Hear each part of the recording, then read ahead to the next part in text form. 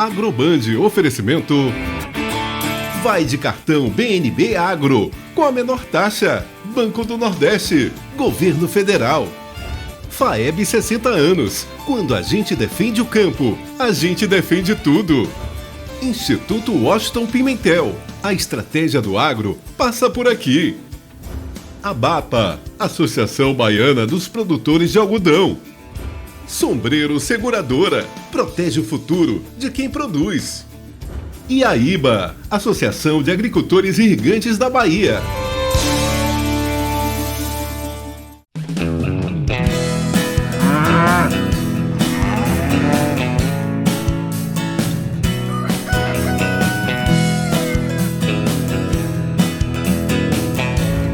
Olá, você que está aqui com a gente neste domingo tratando o agro como o agro merece. Seja muito bem-vindo, bem-vinda a mais um ano de muita produção e produtividade. Confira o que preparamos para você no programa de hoje.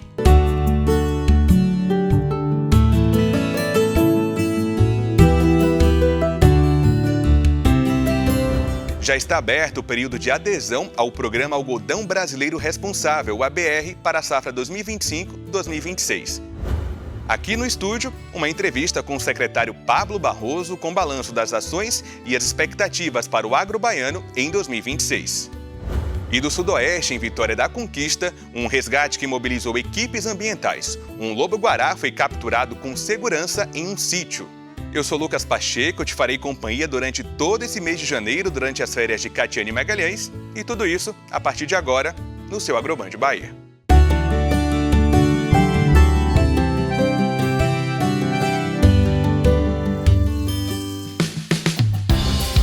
Já está aberto o período de adesão ao Programa Algodão Brasileiro Responsável, o ABR, para a safra 2025-2026. Na Bahia, quem quiser participar deve procurar a área de sustentabilidade da ABAPA, a Associação Baiana dos Produtores de Algodão. Está aberto o período de adesão ao Programa Algodão Brasileiro Responsável, ABR, para a safra 2025-2026. Promovido pela Associação Brasileira dos Produtores de Algodão, ABRAPA, o ABR é o padrão nacional de certificação socioambiental da cotonicultura brasileira. O programa tem como foco a adoção de boas práticas agrícolas, a rastreabilidade da produção e o uso correto de defensivos, alinhando o campo brasileiro às exigências ambientais e de mercado, tanto no Brasil quanto no exterior. A adesão é voluntária e permite que produtores rurais tenham acesso a protocolos reconhecidos nacionalmente, agregando valor à produção, fortalecendo a imagem do agro e ampliando a competitividade no setor. Criado em 2012, o Programa Algodão Brasileiro Responsável é estruturado a partir de 3 pilares conectados aos princípios ESG, que orientam todas as ações do protocolo e garantem uma condução responsável dos aspectos ambientais, sociais e de governança. Os requisitos avaliados nas auditorias contemplam a legislação trabalhista brasileira, as normas da Organização Internacional do Trabalho, o Código Florestal, a legislação ambiental vigente e as boas práticas agrícolas. Na safra 2024-2025, o ABR certificou 85% da área plantada com algodão na Bahia, o que corresponde a 350.514 hectares reconhecidos por atenderem aos critérios do protocolo socioambiental da ABRAPA. Ao todo, 94 unidades de produção participaram do processo no estado, além de uma unidade no Tocantins. Na Bahia, os cotonicultores que desejam fazer parte da iniciativa, alinhadas às exigências dos mercados rigorosos e ao fortalecimento da imagem do algodão brasileiro no cenário internacional, devem procurar a área de sustentabilidade da Associação Baiana dos Produtores de Algodão, ABAPA. No estado, a ABAPA é responsável pela execução do programa, com orientação técnica e apoio contínuo ao longo do processo.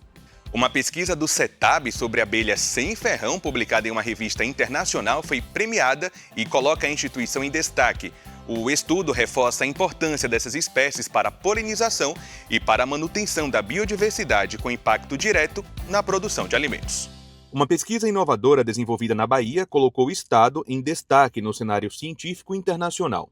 Um estudo sobre abelhas sem ferrão, conduzido pela pesquisadora Josimara Neiva, do Centro Tecnológico Agropecuário da Bahia, o CETAB, conquistou o prêmio de melhor artigo do ano. Publicado na revista internacional Chemistry and Biodiversity, o estudo revelou avanços inéditos sobre a comunicação química e o comportamento higiênico das abelhas sem ferrão, tema estratégico para a conservação da biodiversidade. Entender como essas abelhas se comunicam e se protegem dentro das colônias é um passo decisivo para a preservação da espécie e de toda a biodiversidade. A pesquisa mostra como a ciência pode gerar soluções práticas para o manejo sustentável. As abelhas são insetos muito importantes para a manutenção da biodiversidade e para a produção de alimentos. No entanto, esses insetos têm sofrido mortalidades, declínio da sua população em decorrência de pragas, doenças e contaminações diversas, inclusive pelo uso de agrotóxicos. No entanto, as abelhas têm defesas naturais e uma dessas defesas é o comportamento higiênico. Esse tipo de comportamento consiste em que as abelhas operárias, com essa capacidade de higiene, elas identificam dentro da colônia crias mortas, doentes ou parasitadas e elas procedem com a remoção dessas crias para o exterior da colônia, de modo que o agente patogênico que provocou a morte daquela abelha ou a doença não se prolifere dentro da colônia e atinja os demais indivíduos. Especificamente na pesquisa relacionada à premiação que nós recebemos recentemente, foi um artigo publicado na revista internacional, onde nós apresentamos resultados inéditos sobre os compostos orgânicos voláteis relacionados a esse comportamento higiênico em uma espécie de abelha sem ferrão, nativa da região da Caatinga, aqui no estado da Bahia, a Melipona quadrifaciata antigioides, conhecida popularmente como abelha mandaçaia. É uma abelha muito importante para a região e que tem sofrido declínio de população também em decorrência dos desmatamentos. Os resultados oferecem uma base técnica importante para aprimorar práticas de criação, apoiar meliponicultores e fortalecer a cadeia produtiva do mel. Como um resultado prático, dessa pesquisa, nós podemos reforçar ainda mais com os apicultores e meliponicultores a importância da realização dos testes de comportamento higiênico, de modo que eles possam selecionar colônias com essa característica, uma vez que todos os estudos já mostram que as colônias selecionadas para comportamento higiênico, ou seja, popularmente conhecida como colônias higiênicas, elas conferem uma maior resistência das abelhas às doenças. Além disso, as colônias higiênicas também podem aumentar em até 20% o armazenamento de mel, que já dá um grande retorno para os apicultores e meliponicultores. O incentivo à pesquisa, a disponibilização de estrutura e o fortalecimento da apicultura baiana tem no CETAB um aliado estratégico. Hoje nós temos uma estrutura laboratorial de ponta que acaba sendo acessada pelas universidades e a gente realiza pesquisas em colaboração que fomentam o desenvolvimento aqui do estado da Bahia, geração de conhecimento, recursos humanos, inovação. O centro vem ampliando de forma expressiva os serviços de análise laboratorial e o fortalecimento da apicultura baiana. E daqui a pouco, no próximo bloco, a gente recebe aqui no estúdio o secretário estadual da Agricultura, Pecuária, Irrigação, Pesca e Aquicultura, Pablo Barroso. Entre outros assuntos, ele vai apontar as expectativas para o agronegócio baiano em 2026. A gente volta já.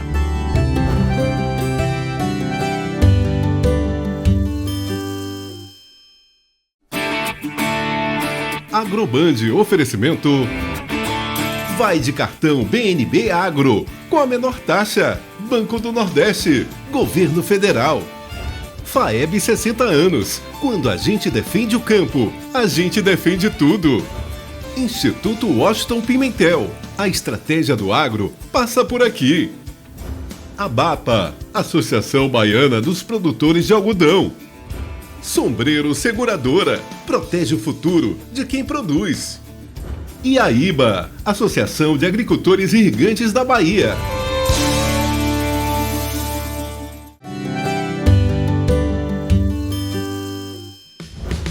Estamos de volta com o Agroband Bahia e eu aproveito para te convidar a seguir a gente nas redes sociais e rever os nossos conteúdos ao longo da semana.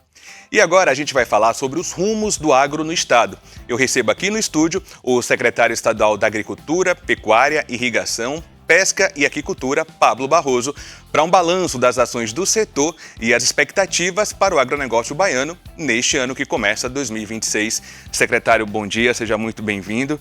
Queria já começar perguntando, 2025 terminou, 2026 já aqui com a gente. Qual o balanço que o senhor faz do ano de 2025 para o agronegócio baiano e quais são essas perspectivas para esse ano que começa? Bom, Lucas, é um prazer estar aqui na Band, né, desse importante programa que leva o agro da Bahia todo para todo o Brasil. 2025 foi um ano especial para o agronegócio baiano. Ele produziu bem, se destacou no Nordeste como o maior produtor e exportador do Nordeste em várias culturas. Nós temos crescido a Bahia enquanto um setor produtivo e com sustentabilidade e de uma forma responsável, gradativa, competente, mostrando que a agricultura cada vez mais se profissionaliza com sustentabilidade, inovação e tecnologia. Então, 2025 foi um ano de crescimento, de consolidação, mesmo com o tarifaço que prejudicou o Brasil todo e que nós, aqui como Bahia, temos diversas culturas que eram envolvidas. Nós tínhamos o receio de ter um prejuízo maior, mas não tivemos. Então, a perspectiva para 2026 é de um ano vindouro de crescimento, de desenvolvimento, porque nós temos diversas culturas, como a citricultura, a floresta, a plantação de floresta hoje que é forte, nós temos a fruticultura no norte do estado, a plantação de algodão, de soja, o mirtilo e o morango na Chapada que vem se desenvolvendo, a uva, o cacau em crescimento, a agropecuária, o leite e seus derivados. Então, há uma série de produtos hoje que são comercializados pela Bahia com qualidade, que são vendidos para o mundo todo. Então, a nossa perspectiva é de injeção de mais recursos por parte dos entes privados, mas também por parte do governo do estado, do governo federal, em parceria com os municípios e os órgãos adequados a eles, para que nós possamos crescer ainda mais, gerando mais emprego, renda e visibilidade para o agronegócio. Quais foram as principais políticas públicas que o senhor enxerga que tiveram maior impacto no ano de 2025, sobretudo para o pequeno e médio produtor? Às vezes a gente fala sobre as grandes produções da Bahia, quem está nos acompanhando pensa apenas no grande produtor, aquelas grandes fazendas, mas quais políticas públicas tiveram mais impacto na Bahia, sobretudo para o pequeno e para o médio produtor? Bem, primeiro que um ambiente onde você tenha um ambiente saudável de negócios, onde você tenha um desenvolvimento e você tenha uma comunicação sempre constante e clara com o setor produtivo é importante, seja para o pequeno, para o médio e para o grande. E isso existe por parte do governo do estado, através de políticas públicas consolidadas. No caso do pequeno agricultor, especialmente, nós temos um trabalho através da Secretaria de Desenvolvimento Rural que faz uma consolidação, sobretudo, do enorme número de cooperativas que nós temos hoje, cooperativas agrícolas, de agricultura familiar que nós temos por todo o estado. Isso tem fortalecido cada vez mais. E a gente vê o resultado disso na Feira da Agricultura Familiar, que acontece todo final do ano aqui em Salvador e que reúne a Bahia toda, todos os territórios aqui reunidos, mostrando a diversidade do nosso estado.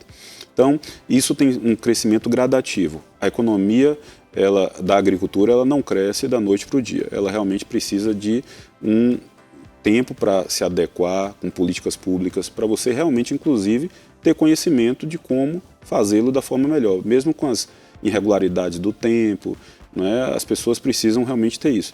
O governo do estado tem investido bastante nas cooperativas, na agricultura familiar. Isso tem trazido um resultado surpreendente para o estado. Fora isso, tem também o grande agricultor que precisa, que é importante, porque ele gera emprego, ele gera renda, ele traz benefícios, ele traz prosperidade para algumas regiões. Esses grandes e médios agricultores, eles precisam ser cuidados e o governo do estado, através de incentivos, sejam eles através de, por exemplo, tem um programa chamado Prodeagro, que a Secretaria de Agricultura, desde 2013, ela toca junto com órgãos como a IBA e a ABAPA, que são programas importantíssimos ali para o setor da soja, do algodão, do oeste do estado. Nós temos trabalhado através da rastreabilidade bovina. Esse ano que nós conquistamos, uma grande conquista 2025, foi o selo de zona livre de febre aftosa sem vacinação, uma conquista uma luta de mais de 67 anos, que através da Agência de Defesa Agropecuária da Bahia nós conseguimos trazer para cá, com que o gado bovino pudesse ter maior valoração para que possa ser vendido por todo o país, por todo o mundo, né? E depois disso nós já implementamos o trabalho de rastreabilidade que aqui na Bahia, que nós possamos, dos gados bovinos e bubalinos, um programa, nós iniciamos esse programa teste pelo oeste da Bahia, que tem os maiores rebanhos hoje, e nós iremos expandir pelo estado todo, fortalecendo a cadeia produtiva do gado, por exemplo. E as diversas cadeias têm as suas adequações e têm as suas dificuldades, não é, que precisam ser vencidas. Eu cito mais uma aqui, a citricultura, que ela precisa realmente, a gente precisa fortalecer a cadeia produtiva, que tem fortalecido cada vez mais. A maior produtor de citros do Brasil, que é São Paulo, hoje vem produzir na Bahia, porque aqui nós somos livres de doenças que existem lá em São Paulo, como a greening, né, o cancro cítrico, e isso é uma conquista do nosso estado. Nós hoje somos os maiores produtores do Nordeste e produzimos 50% de tudo que há no Nordeste de citricultura, graças a esse trabalho desenvolvido. Mas não é um trabalho de um ano só, é um trabalho que tem que ter uma sequência. Então, a nossa perspectiva para 2026 é maior, justamente por causa dessas evoluções que nós temos tido. Vou pegar o gancho agora, o senhor falou sobre as dificuldades de algumas culturas. Quando a gente olha para 2025, quais foram os maiores desafios que o Estado enfrentou no agronegócio, seja econômico, de logística, clima? Teve o tarifaço, o senhor falou, mas dentre esses fatores que muitas vezes não se dá para controlar, quais foram os que mais geraram algum tipo de incômodo ou problema para o agronegócio baiano? Olha, o tarifaço foi um maior, sem sombra de dúvidas, nesse ano de 2025. Nós tivemos que conviver com a seca mais um ano. A seca não é algo que tem que ser combatido, é algo que tem que aprender a se conviver. E para isso existem as técnicas e as tecnologias modernas para que nós possamos cada vez mais conseguir fazer com que os efeitos da seca não sejam tão sentidos. E a seca foi uma seca relevante, não é como nós já tivemos várias outras. Tem o destaque também da dificuldade com relação à cadeia produtiva do leite, porque o leite ele não é de uma região só na Bahia, ele é de várias regiões e ele emprega uma cadeia produtiva muito forte. E nós temos que ter o equilíbrio, porque nós estamos vivendo um problema que é o leite do Uruguai e da Argentina, que está invadindo o nosso país. Tem baixado o preço do leite, mas a gente não pode, ao tempo que baixa o preço do leite, que é bom para você vender para o consumidor final, mas a gente não pode quebrar as cadeias produtivas, as agroindústrias, as pessoas que vivem desse cultivo do leite. Então, esse equilíbrio nós estamos, é um desafio de 2025, continuará para 2026, mas nós iremos, através da comunicação, do diálogo, nós iremos conseguir resolver esse problema, porque emprega muita gente e a produção de leite no nosso estado tende a crescer e nós estaremos juntos com os produtores para que isso aconteça. Agora, secretário, quando a gente olha para a Bahia, a gente vê diversas regiões que vão de áreas muito produtivas ao semiárido, que lida com a seca, com a falta de chuva. Como é que a SEAGRE olha para essas regiões para tentar diminuir ou amenizar as desigualdades produtivas entre essas diversas regiões do estado? Olha, veja, a agricultura, para ela acontecer, ela precisa basicamente de água. Na agricultura não se faz sem água. E na região do semiárido nós temos essa dificuldade, que é uma dificuldade trazida por uma questão realmente de Deus, uma questão maior do que a gente. Assim como a agricultura acontece por uma obra de Deus. Quando você faz a planta, quando você produz, quando você tem água, terra boa, justamente uma bênção. E a gente encara dessa forma. O que é feito hoje para que isso possa ser desenvolvido? A tecnologia.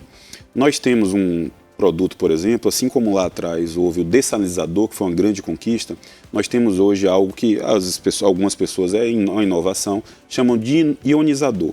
Você quebra através de choques elétricos, partículas de ferro, de sal, e traz água, por exemplo, no semiárido, poços que são perfurados, que até o dessalinizador não dava jeito para que essa água pudesse fazer a agricultura. Hoje, através do ionizador, se faz isso. É um produto novo que vem de Israel. Israel hoje é a maior produtora de desenvolvimento tecnológico do mundo em agricultura, eles estão na ponta e está chegando aos poucos aqui. Nós temos as ações como carro-pipa, como a perfuração de poços, que são de barragens, que são ações, às vezes, inclusive, para o momento. Ela não resolve a vida, sobretudo num lugar onde vai ser sempre semiárido. Mas eu encaro, e aí eu comecei esse diálogo falando de bênção, eu encaro esse ionizador como uma bênção divina, porque ele vai mudar a realidade de lugares no nosso Nordeste que nunca tiveram agricultura e vão passar a ter por causa dessa tecnologia. a gente vai conseguir produzir, fazer agricultura onde nunca se produziu. Essa água não dá para consumo de animais, ela não dá para consumo humano, mas ela vai dar para fazer agricultura. Inclusive é até ambientalmente mais correta, porque ela não cria o passivo ambiental que um dessalinizador, que foi uma grande conquista do passado, criava, né? Criando caixas de sal que você não tinha para onde ir. O dessalinizador, o ionizador não tem isso. O ionizador, inclusive, ele mineraliza o solo, fazendo com que aquele solo fique, inclusive, mais forte. Essa é uma grande conquista, uma inovação de 2025, que eu tenho certeza que todos os estados, principalmente do Nordeste, irão implementar isso. É uma política da SEAGRE. A SEAGRE hoje tem testes, tem modelos sobre isso em algumas regiões que nós estamos começando, e eu tenho certeza que assim que der os frutos, elas serão multiplicadas, porque é um bom exemplo e vai ser uma bênção para todos que sofrem com a seca há muito tempo. Secretário, para a gente ir encaminhando aqui para o finalzinho do nosso bate-papo, o senhor falou da questão ambiental. Quais são as políticas hoje que a SEAGRE coloca em prática ou pensa em colocar, já que a gente não pensa mais hoje a agricultura dissociada da responsabilidade ambiental? Quais são essas políticas já em práticas? O que é que a gente, o grande, o médio, o pequeno produtor pode esperar para esse ano para desenvolver a sua cultura aliada à responsabilidade ambiental? Olha, hoje não existe agricultura que não seja sustentável e que não seja com inovação e tecnologia. Se você for ver os pequenos, médios e grandes produtores, os agricultores, a grande maioria hoje, sim, eles estão atentos a isso. Eu cito um exemplo para ti, nós estamos fazendo um monitoramento através do trabalho do solo, através de um fundo desenvolvido dentro da SEAGRE e Prodreagro. Nós estamos investindo no monitoramento do solo para que nós possamos fazer através do estudo do maior aquífero do Brasil. 60% do maior aquífero do Brasil, que dá uma água de qualidade, ela está no oeste do nosso estado. É um aquífero que é enorme e ele vai poder, com certeza, ser explorado de melhor forma se nós pudermos provar que ele pode ser explorado mais ainda. Para isso, a gente precisa fazer um trabalho de monitoramento e um monitoramento moderno para que a gente possa usar aquela água. Esse é um exemplo da tecnologia da inovação para usar de uma forma melhor. Porque qual é o grande desafio hoje do produtor? É justamente explorar a água e o meio ambiente de uma forma sustentável. E para aí existem as recuperações de lavoura, uma agricultura resiliente, uma agricultura que você seja realmente moderna. Para isso precisam as boas práticas. Tem uns órgãos de controle como o INEMA, o IBAMA, e eles são fundamentais, mas a gente precisa realmente encontrar, e a agricultura do nosso país e da Bahia vai crescer muito. A da Bahia vai crescer. O que eu poderia dizer aqui de relevante, e não é só no sentimento, é na prática. Nós temos ainda muita área para produzir. E isso nos dá, e nós temos água, nós temos sol o ano todo, nos dá a esperança visível que a Bahia vai crescer mais ainda. O que significa isso na vida de todos os baianos? Emprego, renda, menos violência, mais saúde, mais educação, e até aqueles lugares, até aquela pessoa que não sabe nada de agricultura vai se beneficiar com isso, porque o dinheiro vai circular no comércio e a vida vai mudar. Alguns exemplos, como o norte do nosso estado, que a vida das pessoas está mudando por causa da fruticultura. Um exemplo forte é o oeste da Bahia, que a vida das pessoas mudaram, as cidades cresceram. Muita gente do Brasil foi morar lá porque viu, através da agricultura, sustentabilidade, inclusive social. Porque, no final das contas, todo mundo quer ser feliz, mas tem que fazer isso respeitando o meio ambiente. Porque sem respeitar o meio ambiente, inclusive, nós não conseguimos comercializar os nossos produtos para fora do país. Quem compra os nossos produtos fora do país exige que nós façamos de uma forma sustentável, com equilíbrio, inovação e respeito à natureza. Secretário, eu queria lhe agradecer. Nosso tempo passou voando, mas quero dizer que 2026 está só começando. A gente espera contar com o senhor e com a SEAGRE aqui no AgroBand ao longo de 26. Aproveitando o ensejo, feliz ano novo e seja sempre bem-vindo ao nosso programa. Obrigado a você, obrigado a todos da AgroBand. Um programa importantíssimo, diferenciado, que leva a força da agricultura do nosso estado para todos os 4 cantos do nosso estado. Nosso estado é bem diverso, a agricultura de uma região agropecuária é diferente da agropecuária de outra. Quando a gente se comunica, a gente fortalece e a gente precisa estar unido, porque hoje o comércio da agricultura gira o mundo e a gente precisa estar atento às boas práticas.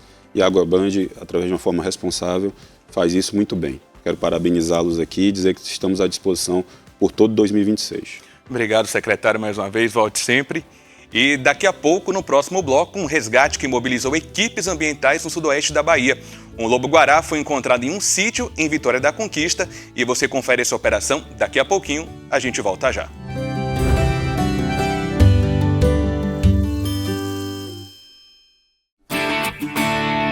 Agroband, oferecimento. Vai de cartão BNB Agro, com a menor taxa. Banco do Nordeste, Governo Federal. FAEB 60 anos. Quando a gente defende o campo, a gente defende tudo. Instituto Washington Pimentel. A estratégia do agro passa por aqui. ABAPA, Associação Baiana dos Produtores de Algodão. Sombreiro Seguradora, protege o futuro de quem produz. E AIBA, Associação de Agricultores Irrigantes da Bahia.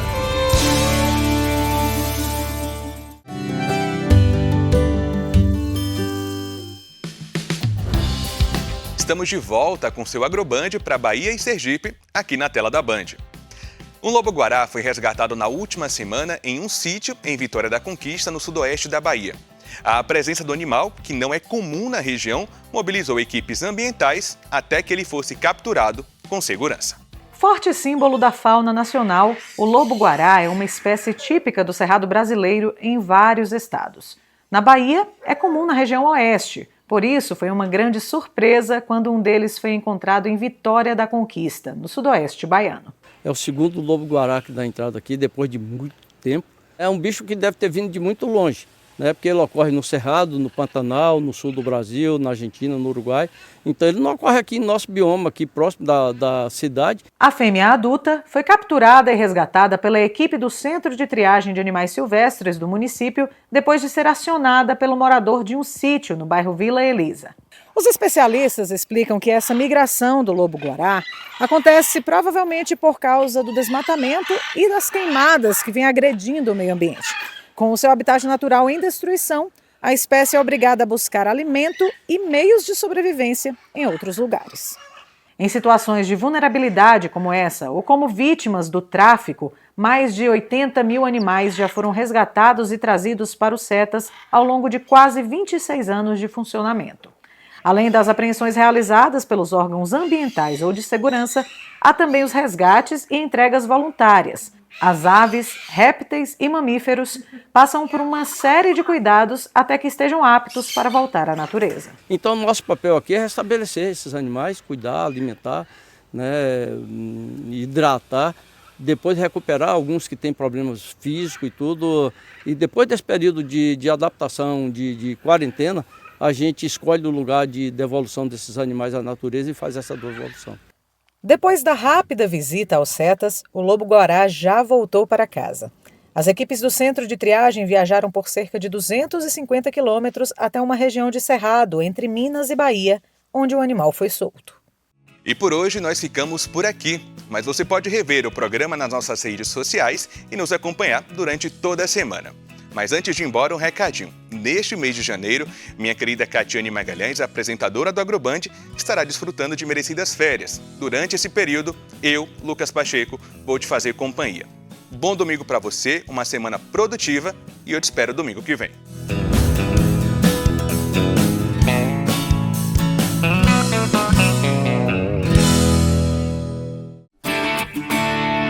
Agroband, oferecimento.